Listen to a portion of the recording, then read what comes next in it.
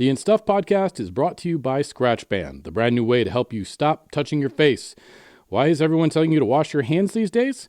Because they're covered with germs. Every time you touch your face, you're helping to put those germs into your body and make yourself sick. Until now, ScratchBand's patent-pending design allows you to scratch your face with your wrist instead of your fingers, shielding you from those gross hands. Made of medical-grade silicone, you can sanitize it in the dishwasher, washing machine, or even a microwave. So stop touching your face and making yourself sick and join the evolution. ScratchBand. More information at scratchband.life.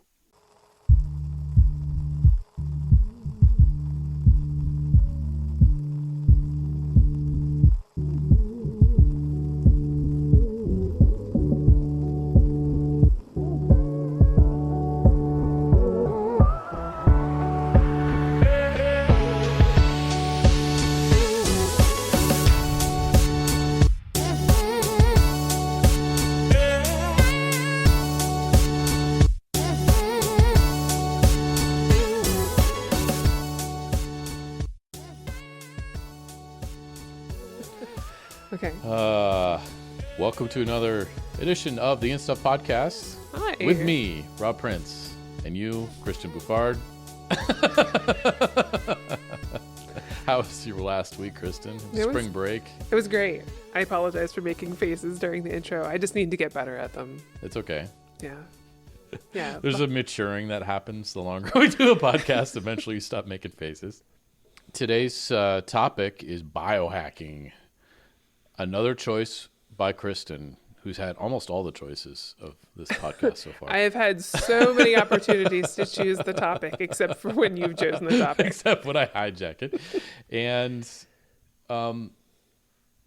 like the autocorrect episode, I was a little concerned because things didn't originally leap to mind for me on this. I was like, so we're just going to talk about step trackers and sleep trackers. But then, once again, I'm amazed because you talk about all the other things that technically count as biohacking, and I'm excited again. Good, because there's a lot of stuff I think that you already do that's considered biohacking, so we can talk about it. I did not realize, in fact, sort of in a way, I'm biohacking right now by drinking some coffee, even though it's decaf. Right. It's still got some caffeine in there. There's some caffeine in there. Caffeine's important. So I have a question for you. Mm-hmm. Just to kind of start things off, when you wake up in the morning and you're not feeling your best, what sorts of mornings, what sort of things do you reflect on to kind of prove that there's evidence that you actually indeed are not feeling your best? Oh, I would say I reflect on energy. That would be the main, wakefulness. How awake do I feel? Okay. I've noticed a lot that I tend to associate wakefulness and my mood are really connected. If I'm feeling tired, then I'm feeling less productive, then I'm feeling kind of guilty, and I'm looking for some reason to blame it on, and I'm just like, well, I'm not going to get anything done today because I'm feeling tired. And it's, yeah. Does that more than answer your question? Can I summarize that as sleep really impacts how your day goes? As wakefulness. The effectiveness of, wakefulness really affects my day. Okay. I was just curious if wakefulness was the same as quality of sleep. It could be, but I also have a unusual habit, I think, in today's society of sleeping too much. Oh. Sometimes. Okay. I'm good at sleeping. But that, it's always important to be good at some things. Yeah.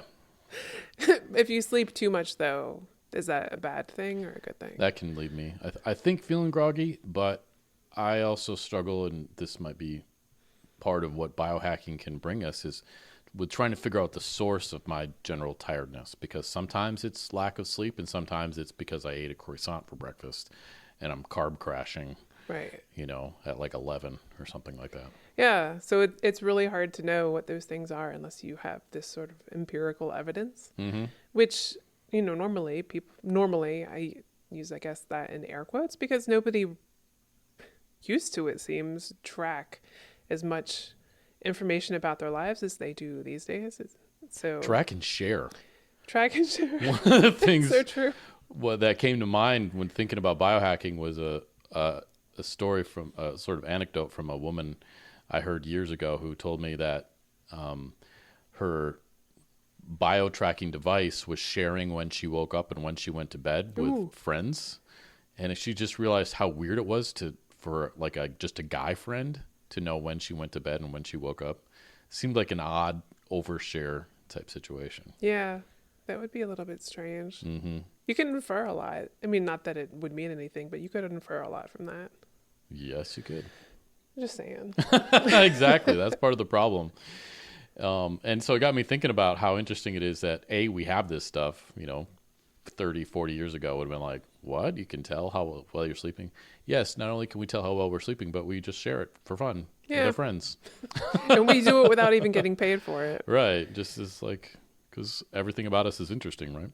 So when I wanted to cover biohacking, I really wanted to cover like the broad spectrum of what biohacking is and what people consider biohacking these days. I'm not an expert. I just want to start by saying that. Do you feel like you're an expert? No. Okay. This is one of the more, originally felt like one of the more uncomfortable conversations for me because I was like, you better have stuff to talk about because I don't really know what it is. But the definition that you were giving earlier made me feel like, oh yeah, everyone's doing biohacking of some kind. Right. So I guess my follow-on question to my reflection question is, if you knew you could improve yourself as a human being, would you do it? Absolutely. Okay. So then what I'll do, I guess, is define biohacking as this interdisciplinary practice of self-improvement as a human being. So is reading a book biohacking? Well, that's a really good question. Mm-hmm. So usually it seems when people are talking about biohacking, they're talking about something framed by technical transhumanism. Transhumanism? Right. Whoa. We can get into that in a little bit. All right. Or augmentation of some sort, or some sort of physical, I don't want to say augmentation, but physical performance enhancement. Mm-hmm. We'll say that. Yeah, because the word hack has a connotation to it that indicates it's outside of normal operating. So to me, reading a book is not any different than, downloading a file on your computer. And downloading a file we would not consider hacking per se. So to me, hacking it's doing something outside of like what the normal operating of a system is supposed to be. Okay. Sort of implied with a sense of nefariousness or naughtiness, but not necessarily. I mean, I'll say that something like, sometimes, just like, I hacked your computer so that you can download MP3s now or something like that. Yay, yeah. MP3s. Yeah, like that. All right. So there's like some broad categories that I want to talk about today. If you would also entertain this. Self-quantification devices. Right. So fitness trackers. Yep. And then microdosing. And we can talk about that. Okay. Thinking about the body as a chemical factory. Okay. And then also body modification. Okay. Okay. All right. So, But go ahead. okay, yeah. All right. I'll just let it start. Is that because then I'm like, is getting a cosmetic surgery, is that considered biohacking? Well, I guess it depends on an individual definition. I wouldn't consider cosmetic surgery an enhancement that enhances performance. Oh, okay. All right. Because as I was thinking about these things, I came to that question too. I was like, well, if I was thinking about historical context for biohacking, like how early did this phenomena actually start? And I started thinking about early corsets and foot binding and things like that, where people really were doing things for cosmetic purposes, but it wasn't certainly helping them walk when they were binding their feet. Right. So Okay. I wouldn't necessarily consider that a biohack. Okay. Cool. Unless it's a hack for beauty. Yeah, I think just to be reasonable, we do need to draw the line somewhere. I'll draw the line there. All right. Yeah. It's got to be performance enhancing. Right. And by performance, you mean physical or mental performance or health performance. Mm-hmm. So taking an aspirin is biohacking? Maybe to a point. Okay. Gene modification, definitely. Yeah. Okay. It's a spectrum. And we're looking at the things today that are probably more, if it was a, green to red spectrum, we'd be looking at things maybe more in the yellow and definitely getting into the red. Okay. Yeah. Seem to make sense. Things that are a little questionable or new. We can start at the pedestrian side of things with fitness trackers. Mm-hmm. So I feel like even my parents have had a Fitbit, mm-hmm. and I've done a spectrum of fitness tracking over time. And have you? Yeah. I got to play with Jawbone years and years ago, which was one of the earlier trackers, which tracked, I believe, walking and sleeping. It's basically just had what's the motion sensor thing? I always forget what those are called. The accelerometer. Accelerometer in it. It had some weird functionality where I think you could tell if you wanted to take a nap. It would tell you when you got a good amount of sleep and then wake you up based on how much you moved. I have one of the Amazon Halos. Mm-hmm. So you actually brought that to my attention toward the end of last year. I was like, whoa, that would be an interesting thing to try. So I've been wearing it since December. And it's been interesting because what it's doing, it tracks sleep for me. And it mm-hmm. also is tracking heart rate and steps. And it does a body scan too, but that's super creepy. The way that it's doing the body scanning.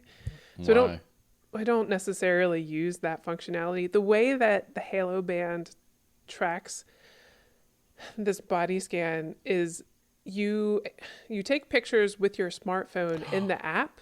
Oh. Wearing if you're a woman, it's like a sports bra and bike shorts.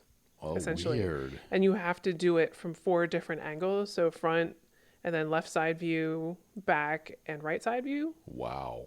And then it kind of does this sort of overlay that makes you feel like it's more of an airport kind of scan. But really they have that imagery there. And that's how they're measuring. Oh my gosh. Right. And that's just somebody at Amazon is flipping through those. No. Well, maybe they are. I don't know. That's not how they're giving a score to that. I don't even know what they call it. I know. I was just assuming they were abusing that information. But well, that's what makes it a little bit creepy because I'm not exactly sure that I even want those pictures to exist ever. Right. Yeah. Yeah. Body scans. So I did it once, just try it. That was 80 days ago. I've never done it since. Wow. Does it store solely on your phone or does it? You can select for it to stay on your phone, but there's less features. There's less information you can get. Telling Amazon right that much information. Oh, so the other thing that the app does is it tracks the tone of your voice too. Right. So Amazon's tied into this Alexa technology. I'm so creeped out now. And I live in a fully smarted up smart house where there's nowhere, you can't even go outside without it hearing you. Right. But you were the one that was excited about this to begin with. And I was like, well, that sounds cool. So this is what it's come to. I was like, well, I was kind of in the market for one for a fitness tracker. And I was like, well, that's something that I haven't seen tracked before is tone of voice. Right. That's been interesting to just, passively pay attention to.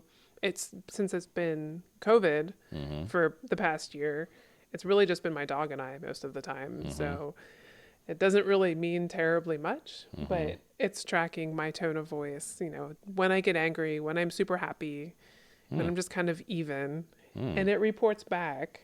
But yeah, I don't have anything to do with that information. I don't consider myself an angry person, so I don't feel like I need to remediate anything. But this is just confirming what I've already thought. Can I check in with that app? Can I be like, tell Kristen she needs to yell at me less? Yeah, because that happens. That happens all the time. I know. So. Okay, so those are some of the things you've got going on. The sleep tracking is actually really cool, though. So before we leave the Halo device, I think it does an interesting job tracking sleep, because it'll not just track how much you've slept, but it tracks light sleep, REM sleep, and deep sleep. So if I am feeling crappy, I would also point back to sleep first for being one of the causes. So I think that the sensors on the Halo bands might be decent. I'm curious to try that Aura ring. Okay. So we have one of those coming. Right. So I'm excited to report back on that. The thing that really made me want to explore that Aura ring further is because researchers have been using it to detect COVID cases early. So okay, and so this is how is it? OURA? OURA. It's like $300. About 300, yeah. And it tracks. Does it track blood oxygen? Is that how it knows? It doesn't have a pulse ox. Oh, it's temperature. It's temperature. It tracks your pulse, so your heart rate. Okay. It does track sleep and motion, and it does a sort of behind the scenes readiness score based on the information that it's getting. So athletes like it because, let's say you're a CrossFit athlete. I've read a few cases of athletes who, when I say athletes, they're CrossFit people, using the ring to just kind of give them a heads up, like, should I be going hard today on this workout, or should I take it easy? And so the reason you were drawn to it was because of because of the temperature? What made it better than a smartwatch? So the sensor quality on the ring is better. Okay. And specifically, the temperature sensors were really what was allowing researchers to correctly identify positive COVID cases in their test populations. So I thought that was pretty cool. For people who have symptoms. Wow. So As one does when they're positive for COVID. Well, they can be asymptomatic, can't they? Oh, I guess, okay. That's true. Absolutely. That's the problem with it, is if everyone got sick, we'd know who was sick, and it's the folks who don't know they have it. But, wow, that's a fascinating sort of pandemic tracker, potentially, too.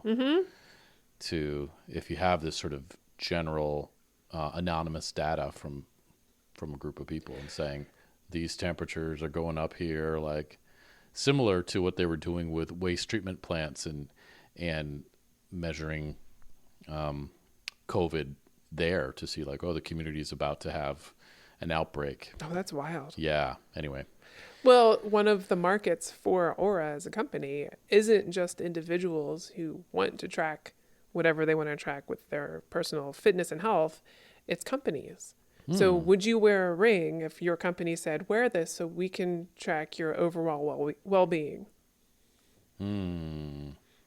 That's a little on the creepy side. A little bit, right? If they paid me $500 like UAF does to give them this information. And as part of like a health benefit. Yeah, health benefit. If they bribe me a little bit, that would help. Or if I could see, like, I had access to it and I could see some benefit to it. It's interesting. You consider that like a bribe. I consider it a health tax. Oh, yeah. You do these things and we'll give you some money. Sure. It's irritating. So the next group of biohacking types of modifications, I would say, would be in the category of body modification. And not all of these things enhance performance, but they do enhance things that people can do as individuals. So what I've heard of, I've not done any of these things myself. I've not modified my body for the purposes of science or for physical enhancement, but some people are implanting subcutaneous magnets so that they can, as an extra sense experience, so they can sense where magnetic fields are in their environments. That's creepy. Why? Well, I just told you why. Because they think it, why do they want to know? Because they think it's going to, like, give them cancer or something like that? Well, that's a good question. I'm not exactly sure why. Why would you want to know if there's a magnetic field around you? Unless I thought it somehow related to my body, but there's nothing metal in my body.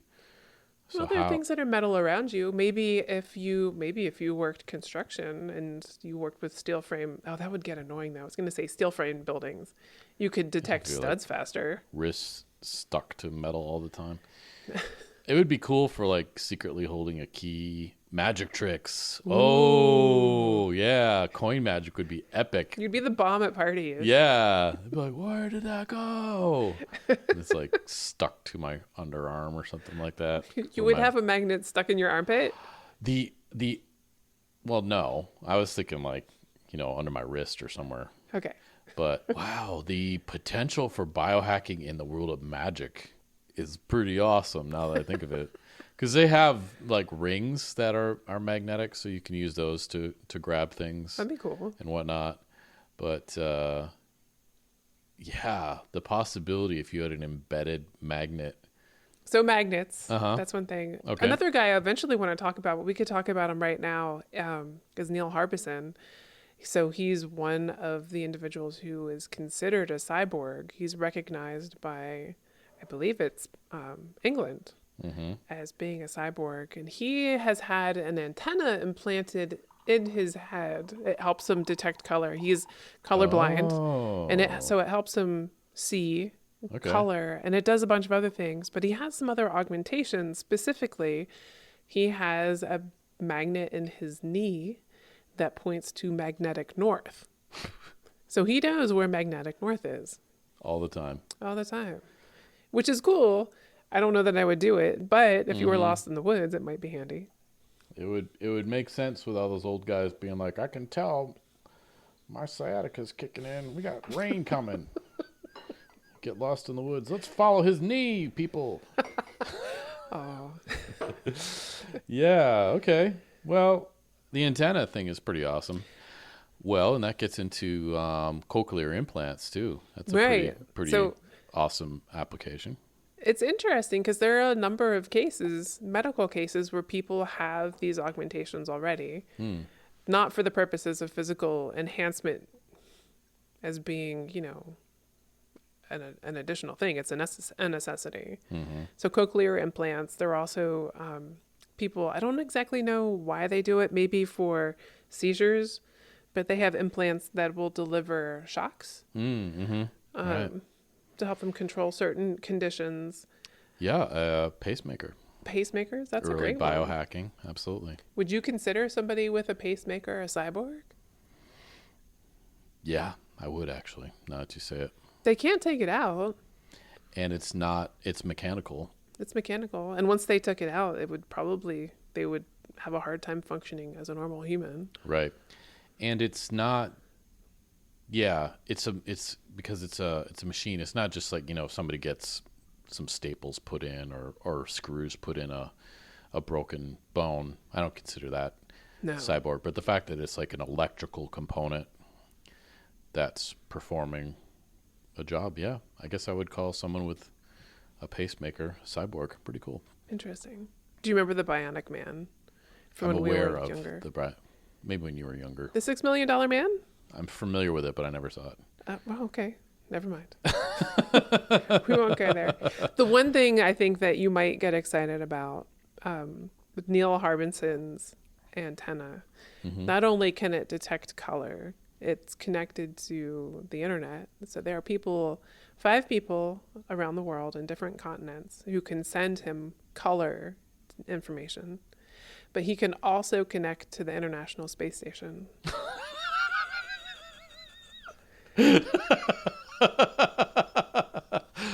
That seems... How? Why? For what? So I believe... So I don't understand the experience, but it is an extrasensory experience. He's getting some sort of color information from the International Space Station. Wow. So yeah, I really thought that you would be impressed by that, seeing as how you wanted to drive a vehicle on the moon. Yeah, I am impressed by it. It just sounds ridiculous. It sounds like just a little far-fetched is all. So it's shocking, and I think that's part of what I'm laughing about it is. It's just like I wasn't aware that this was a thing. I'm struggling to figure out how he experiences it, and it just seems like a bad story. It's like a silly story, but it's incredible. I have a hard time imagining what the experience is like too. And imagine when you first have something like this implanted in you, I'm sure it takes a long time to just for your brain to decode the information it's getting before it resolves into color information. Yeah. So he said when he first had that implant, it took him about 5 months to kind of get used to it. Okay. Seems like a long time. Yeah. So it sounds like there might have been a struggle there. I don't know. Mm-hmm. I think one other thing I heard, I listened to an interview with him. One other thing he has implanted is in his tooth. So he can communicate with another artist. So he's an artist. He can communicate with another artist via these teeth that they have. They can send Morse code between each other by tapping their teeth. Oh my gosh. Yeah. Wow. It's like a secret silent language with somebody who's in a totally different space. Wow. Yeah. This is just, something for me to deal with a little bit here. I'm not quite prepared for this. Yeah. Let's come back a little bit. In the news recently, Elon Musk has been giving more attention to the Neuralink project that he's experimenting with. Mm-hmm. And so I think it's more in the public consciousness that people can have things implanted in their brains, essentially. Mm-hmm. So he's kind of normalizing that. He's definitely not the first individual to try something like this, clearly. But do you think that you would ever implant something in your head?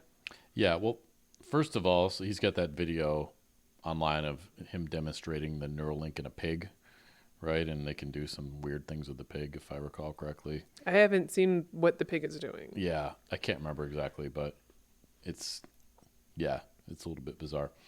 And, I think coming from a life that is full of a fair amount of relatively complex technology and seeing it fail so often, it makes me very nervous to do anything with technology where the failure would have a dramatic impact on my physical self.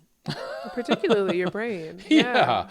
So if the failure means like I can't talk or I can't see or I have a massive headache or something like that, it would have to be solving a really significant issue for me. If I had seizures or that an implant could resolve,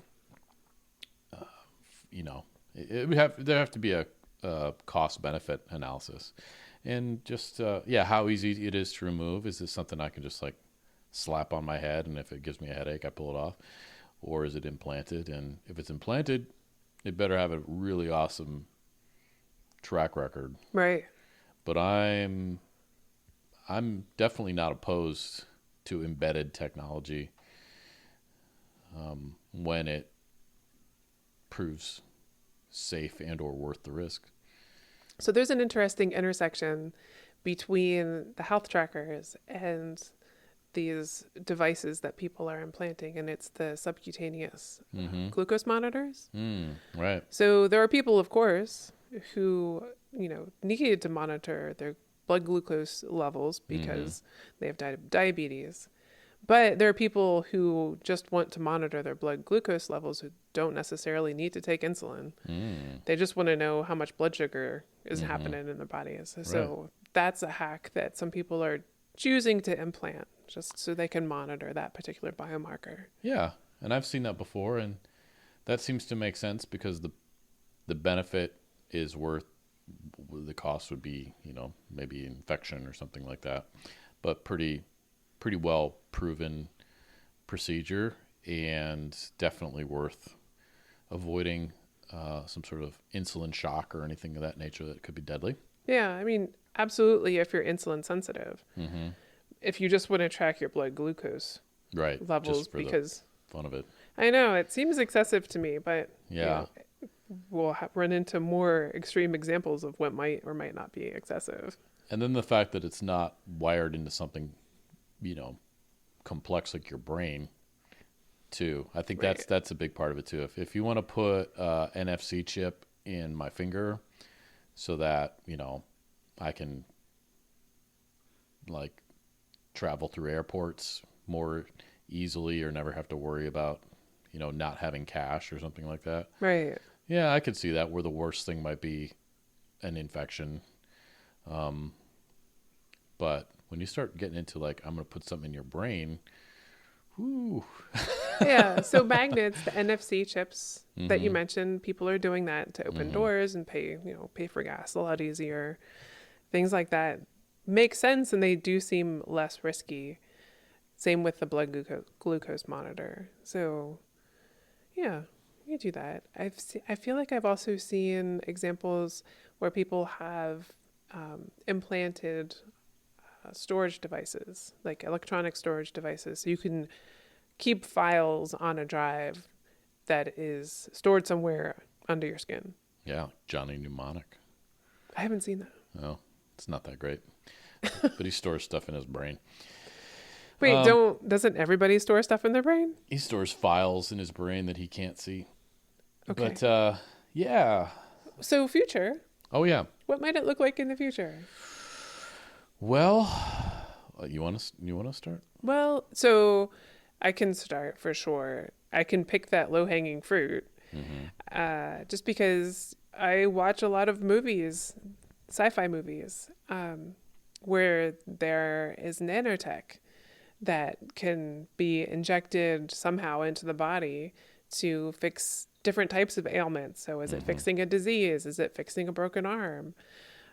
What would life be like if you could unleash little tiny microscopic drones into your body to fix all of the little genetic errors that are happening? How much longer could people live if that was happening? Yeah. Definitely see a future where, through CRISPR or something else, there's an early detection where, and this would be different from CRISPR, but where, you've got biotech that is reading signals from your body, and it's just like, oh, you got cancer now, but we caught it unbelievably early. So, go in for some treatment. They'll knock it out. You could do it on your way home from work or something like that. So if you think about how many diseases we have that don't need to be cured, just need to be caught early. I mean, there's your cure for cancer. Don't fix it. Just catch it unbelievably early. What signs is it giving that it's there? So yeah, and whether that's embedded or maybe that's just a home lab. I know that there exist devices now that I've heard of from a friend who had cancer that will like scan your whole body for cancer. Oh, wow. From what I understand, but sort of like the laser fat removal, very, very expensive, very few of them. But when that technology becomes available, that maybe a little pinprick once a month, I can give myself a full body scan or breathe into it and do that at home and catch all this stuff early. So there's definitely the medical side and curing issues too, for sure. But what about beyond that? What about, instead of just trying to get people to be healthy, what about the performance enhancing do you see? So if I could live longer, is that performance enhancing? Or are we talking about if I could run faster? Yeah, I'm talking about like, what if you had a bionic eye that you could zoom in, or what if... A bionic eye would be cool. It reminds me of that movie Repo Men. Have you seen Repo Men? No, I don't think so. The two guys that work for a company that sells implants and replacement technologies. Oh. So you could have like a heart replacement, let's say. Yep. Or maybe you need a new pancreas, something like that. But there are also people that have bionic eyes installed, or new vocal cords because they want to be able to sing. So in that world, you can have enhancements installed in your body, but the caveat in this movie is that people that end up not being able to pay for them have these devices repossessed. And so these two guys, the Right. main characters in the movies, are essentially going around pulling these devices out of people. It's super crazy. Yeah. But yeah, I mean, it would be interesting to have a bionic eye. I mean, that's, again, a direct link into the brain. I would love to see clearly without glasses, but I guess I don't need a bionic eye for that. But what about seeing in the dark? That'd be kind of cool. Ooh, that would be cool. Or to see, could you activate infrared? So, but then, then it's like, I'm thinking, so you don't see a deer when you're driving, but by the time you get to that point, you got an auto drive car anyway. So that Neil Harbison individual I brought up earlier, his implant that lets him see color also lets him see infrared. oh, wow. So he can see a different spectrum than a regular human being. Right. Yeah. Yeah. I would love something that monitored or managed my body chemistry so that I wasn't, didn't have carb crashes and didn't wake up tired and wasn't sleepy at 2:00 in the afternoon. Something that just knew what was going on in me and could accommodate accordingly, or even tell me, like, you need to eat this right now, rather than sort of guessing, which a lot of biometrics do, in my opinion. But something that just knew my body chemistry all the time, so that I'm not, just being tired. A lot of people are tired all the time. That's why there's always pillow ads all the time, because pillows and mattresses, because everybody's tired all the time and they're all blaming it on their pillow and their mattress and stuff. Yeah, I don't think it's that. I mean, there's been periods of time where I've slept on plywood and I got plenty of sleep because I was tired. Right. Yeah. The thing I think that's interesting is that, when we're born, we're not born with a manual. So nobody gets a manual on how to be a human or how to feed or deal with our individual bodies. I mean, you kind of take health in elementary school, and if you pursue a health career that's totally different, you learn a lot more. But the average human being doesn't really have much insight after health class on what's going on in their bodies, which is kind of shocking. You should be able to understand what's going, like the chemical processes that are going on. It's kind of been a black box until we've had some of this technology to understand it. Why not take advantage of it? Would you want a sort of what's the Robin Williams movie? They need a little bit of help. Where you can record everything you see and play back memories if you wanted to. Would you like to have that ability? No. Okay. I like my memory the way that it is now. Yeah. I do. I like being Why? able to revise memories. I like to be able to suppress things that were not great. I like to take advantage of experiential memory and kind of have my more pleasant memories be the ones that I remember. I don't necessarily want to remember reality. It's nice sometimes. Like, I don't want to deny reality, but I'm okay with the way my memories work. Yeah, wasn't there? It kind of reminds me of like the mirror in Harry Potter where you sit in front of, and it's like shows you your hopes or whatever your dreams are. I feel like I've watched Harry Potter, but I'm sorry, I'm not And getting the reference. they get obsessed with it, and they sit in front of it because it's sort of showing them the world that they want to be. Does that happen in Rainbows? One of these we were talking about where people get obsessed with their... Until the end of the world, people become addicted to watching their dreams. Oh, right. Yeah. I wonder if people get addicted to watching their memories. That'd be interesting. Especially, and it could be in negative ways too, in a sort of self-harm way, like reliving times where people were really awful to you. But at the same time, like I would kill to go back and experience some parts of my childhood. Oh, interesting. I mean, I so desperate, and again, one of the things that we didn't have available to us was the proclivity and proclivity for filming, but also the popularity of filming, the ubiquity of filming. Mm-hmm. So, video cameras were coming out kind of when we were teenagers and kids, but they weren't really getting quite popular until we were more like in high school, college. That kind of stuff. Everything was still film technology, which Right. is expensive and time consuming. And not really that immersive. I mean, now I can take a 3D 180 degree video that my daughter someday, if she wants to, can put on her VR headset or whatever, plug it into her brain, and see moments from her life as a teenager in 3D VR, Mm-hmm. which is unbelievably more immersive than the little 4x3 snapshots that I have hanging in the wall. Isn't there a Black Mirror episode where people can record their memories, and it, of course, like all Black Mirror episodes, gets dark really fast? I feel like it's one of the first season episodes. Yeah, I feel like there's a guy who's he's like cheating on his wife or something like that, and they're just trying to delete those memories. Yeah. I mean, it's empirical evidence. Mm-hmm. There's no like he said, she said. Right. There's no interpretation of truth anymore. It's like, this is what happened. It's documented. Right.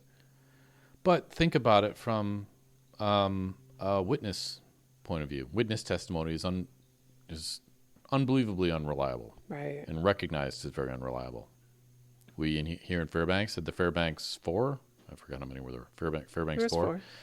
Who spent 15 years in prison based on some really lousy eyewitness testimony, and a whole bunch of other things too. But that was really one of the key elements there. So if you got it perfectly remembered, you can record it. You don't have to. You could be a lot less people being convicted of things. There's a lot of benefit. I'm not discounting that. Mm-hmm. Absolutely. It scares me. It's scary. But it's scary, but it would be amazing too. Especially if, it's like, what? So would you be feeling the same things you felt? Would you be dropped? How much memory would you have? Would you have the same physical memory? Like your brain is telling you you're feeling these things, or you're just seeing it? So. Yeah, that's a really great question. Can you upload it and play it for other people? Oh, imagine people's vacation photos then. Like, you have to watch the home movies from the perspective of their eyeballs. Right. Oh, it would take forever. It trips me out a little bit. And for me, I've struggled in life as being someone who's, when I was a kid, I always wanted to be an adult. And once I got to be an adult, I did a 180 and just desperately wanted to get back to that world of being a kid. Has you experienced that too? Yeah. Okay. I didn't realize that was when I was a kid, I wanted to have the responsibility of an adult, because people as adults, I thought, got more respect, got to do more interesting things. Mm-hmm. And my parents would always say, like, you're going to get what you wish for, essentially. And then when I became an adult, I really wanted the carefree years of my childhood, essentially, right, where it didn't matter what I was doing. I wasn't driving the ship of my life. Mm-hmm. Yeah. Right. So it's been a difficult process to kind of finally separate my adult self from my child, the memories of my childhood, and trying to relive those in pathetic and ineffective ways. But if I could relive them in a very effective way, I wonder if I would just waste my life spending all this time reliving moments with people who have passed away, in places that don't exist anymore, and just sort of watching it and having a perfect memory of childhood. Yeah, that could be addictive. It could be. I mean, yeah, absolutely. Being able to spend time with people who have since passed away, that would be a hard thing to leave behind. That's a natural part of life. Having a carefree aspect to life, though, I don't think is something you have to leave when you reach adulthood, though. Mm-hmm. You just, whatever. It depends on it really depends on the person you want to be. I don't mind being childlike in some ways, because it's just not something I'm willing to give up. Like a long time ago, we had a conversation about sprinklers in a yard or something. It's like, if I'm going for a run and I want to run through somebody's yard because there's a sprinkler going, I'm going to run through it. Right. Whatever. Yeah. There are just some things that I don't mind doing as an adult, even though it might be perceived as out of place. Right. So am I doing my daughter a disservice by capturing such immersive recordings that are, flirting with being the same as actually being there? No, I don't think so. I think it's just our contemporary analog to home movies, that people shot when we were kids. So I don't think it's not a disservice by any means. And I feel like as whatever this generation, I don't know which generation I'm referring to, your daughter's generation becomes older, they'll learn how to process that and revisit that as a memory. And I think it would get boring after a while. Probably. After a while, I'd be like, oh yeah, that was cool, but I've seen enough. Living in the present is also fun. Yeah. Right. Yeah. And there's no future there, obviously. So yeah, sort of like pulling out the old slide projector. Like I got all kinds of stuff from childhood that, my dad captured on slides, but why don't I go look at them all the time?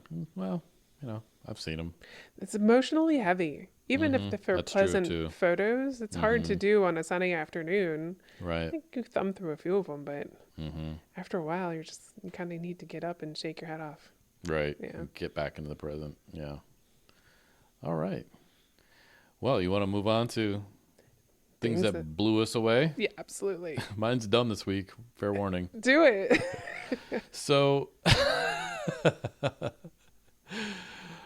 the thing that blew me away this week was heat shrink tubing. It's a miracle in its own right. It is a miracle that I only recently discovered, like this last Christmas. I was desperate because, as you can see, but other people can't, I have Christmas lights strung around the windows of my house, and one of the things that drove me nuts was the little trail of lights that comes off that looks really unprofessional and lame.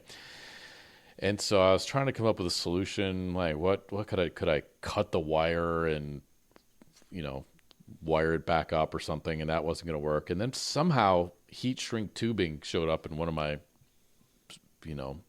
suggested things I might want to buy. I was like, maybe that would work, little black tubes that I put over the Christmas lights and then take a lighter to it and it shrinks it down.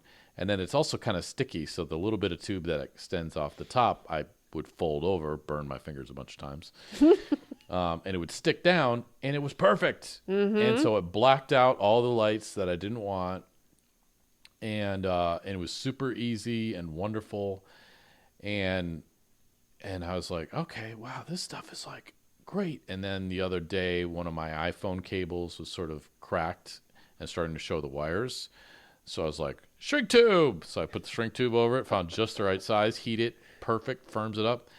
But what blew me away with it really was yesterday, I'm trying to cut down a tree that's kind of close to my house. So there's a lot at stake. And I finally get the thing cut down. That's great. But then as I'm going to cut it up into smaller pieces, I try and restart the chainsaw. And I break off the choke handle. Oh, which is the worst. It's this little plastic handle that goes through a hole and it pulls the choke, and it doesn't have a spring or anything, so it's just stuck wherever it's at.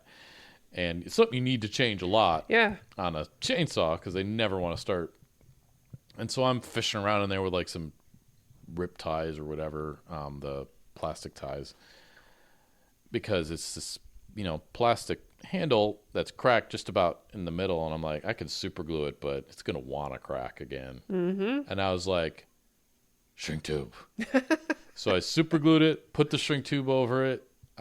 First of all, I put the shrink tube over it because anyway.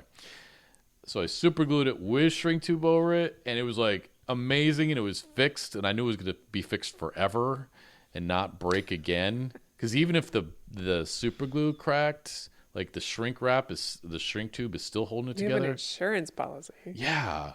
It's just an elegant an immediate fix. Like immediately I was like, I know this thing's solid and good to go.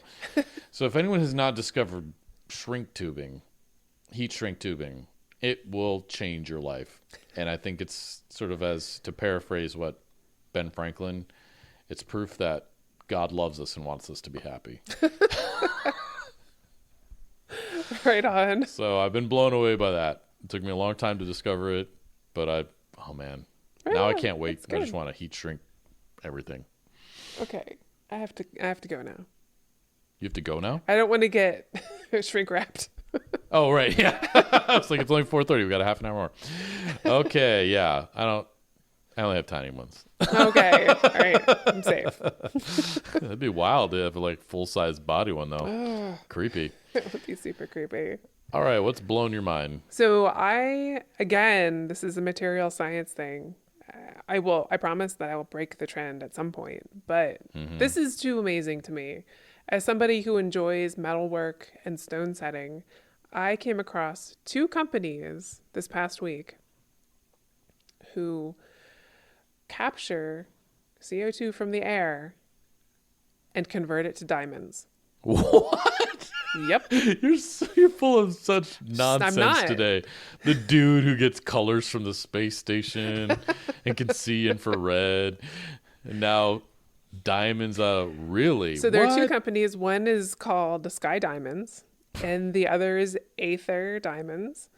They both have processes that allow them to capture and sequester CO2 that will convert that CO2 into diamonds with a significantly smaller footprint, sustainable footprint. Let's see.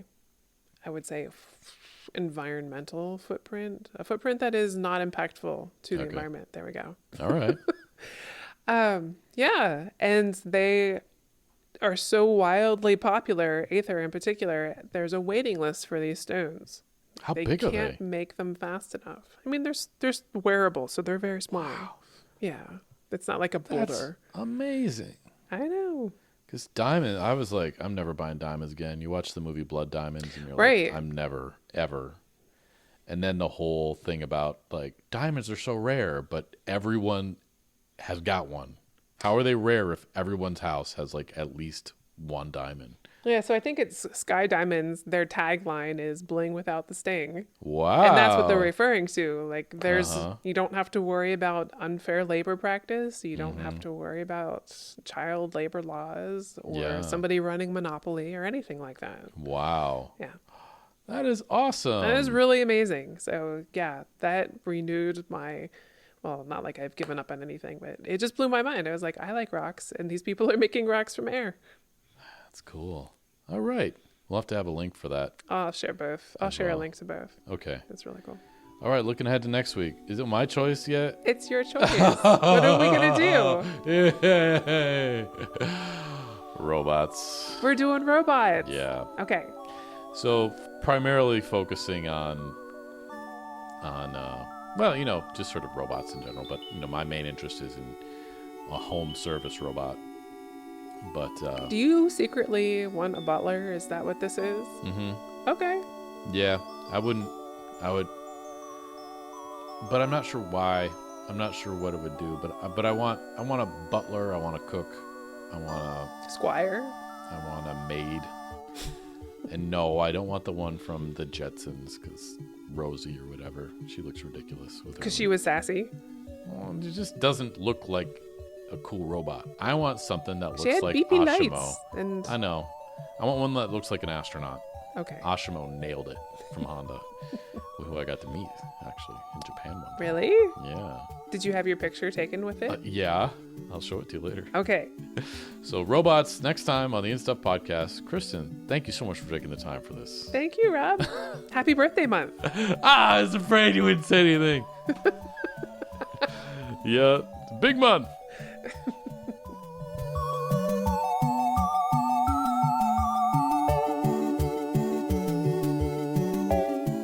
Thanks for listening to the In Stuff podcast. If you'd like to join the discussion or see links to the things we referenced in today's episode, feel free to pop on over to instuffpodcast.com. That's the letter N, stuffpodcast.com. If you're enjoying the In Stuff podcast, check out my other podcast, Dark Winter Nights, True Stories from Alaska. In each episode, we share amazing true stories from Alaska, told by the Alaskans who experienced them. The New York Times recently called Dark Winter Nights the best winter podcast for storytelling lovers. Check out Dark Winter Nights, True Stories from Alaska, wherever you get your podcasts, or at darkwinternights.com. The In Stuff podcast is brought to you by ScratchBand, the brand new way to help you stop touching your face. Why is everyone telling you to wash your hands these days? Because they're covered with germs. Every time you touch your face, you're helping to put those germs into your body and make yourself sick. Until now, ScratchBand's patent-pending design allows you to scratch your face with your wrist instead of your fingers, shielding you from those gross hands. Made of medical-grade silicone, you can sanitize it in the dishwasher, washing machine, or even a microwave. So stop touching your face and making yourself sick and join the evolution. ScratchBand. More information at scratchband.life.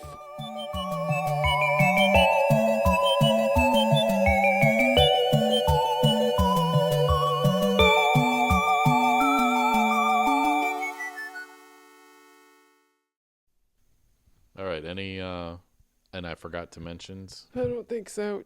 How long was it this time? That was, well, right now an hour 50. We are not doing much better. How in the heck? We didn't even think we had that much to say about I almost this. gave you like the hour, but I didn't want to distract you or say something. I could have moved faster, but then you started talking about the float tank and you wouldn't shut up. That's true. No. Don't get me started on float tanks or robots. I kind of want to do an the episode where news we miner. just practice that Wim Hof breathing. I just never make time for it, but it sounds really cool. All right. I don't see a need to record more because there's Turn it off.